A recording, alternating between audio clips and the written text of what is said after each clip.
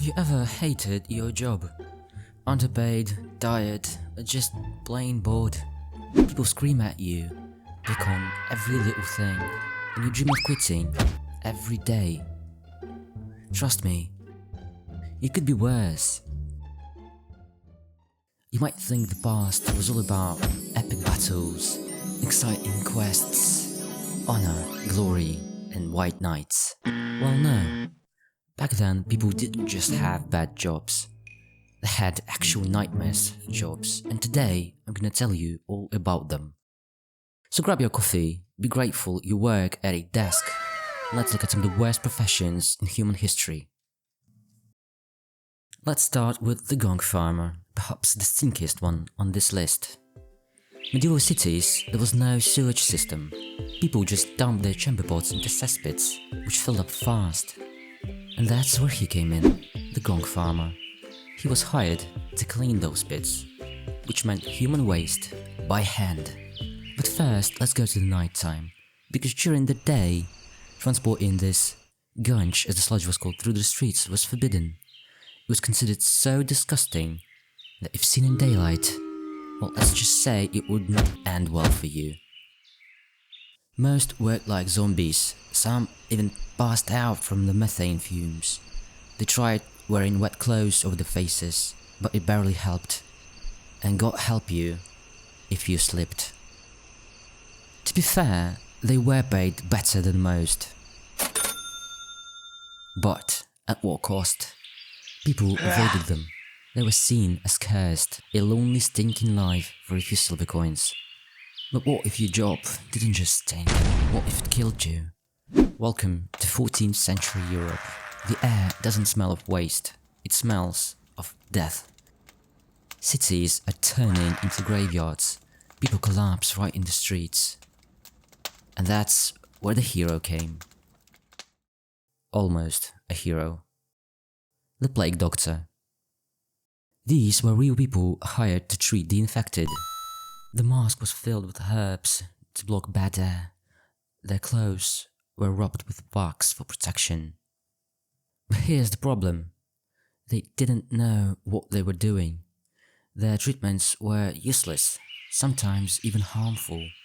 But they were some of the only ones willing to go near the sick, and that was basically a death sentence. And while some rubbed wax into their clothes and sniffed herbs, others let leeches suck the life out of them. Sounds pleasant? Not really. This was a job of the leech collector.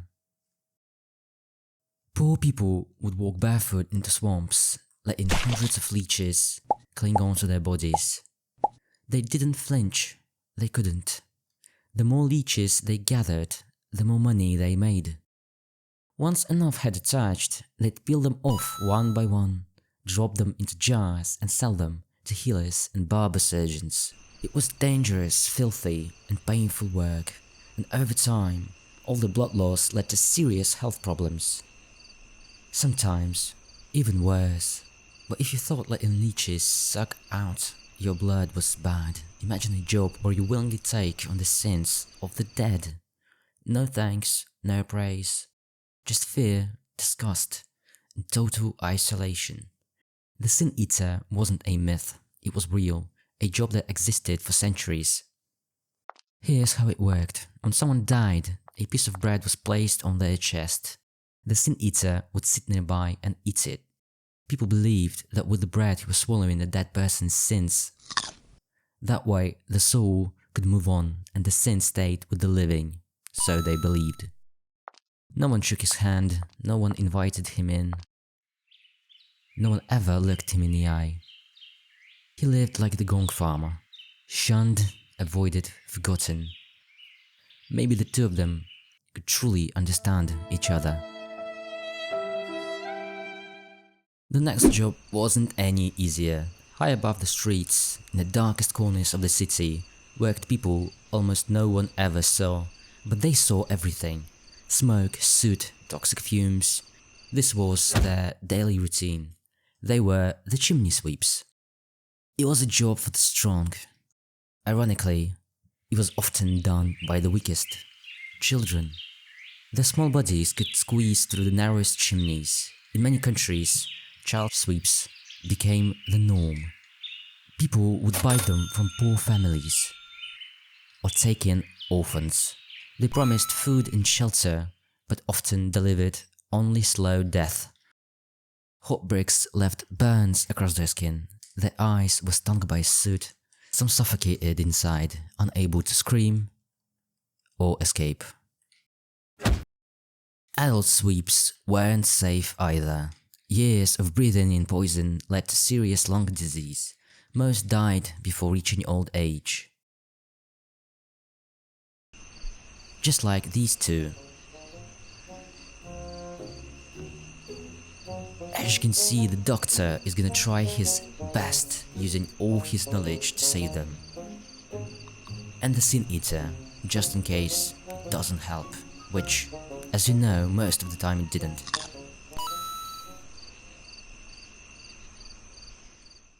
As you can probably guess, the next profession is not gonna be about sniffing flowers either. You see, rats were everywhere.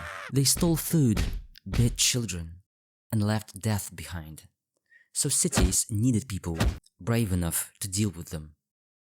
The rat catchers, armed with a stick, a sack, and sometimes a dog. Why not the cats though?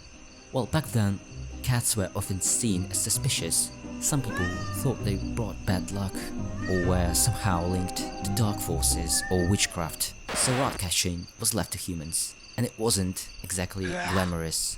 And they earned just a few coins. Where did they work? In basements, by public toilets, and even in the gutters where all of the civilization flowed.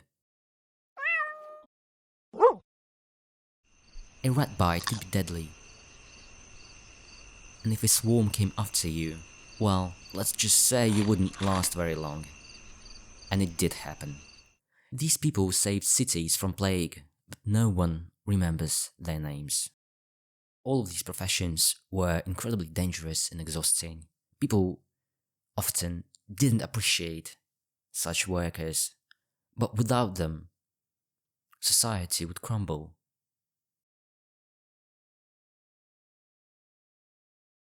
So next time, when you're working, and you think that you can't stand this anymore, and you would rather be anywhere else but there, just think about, at least you're not collecting someone's nightly business all night long. It could be worse, so maybe it's not that bad. Thanks for watching, consider subscribing and leaving a like, or else I'll hire you as my personal gong farmer.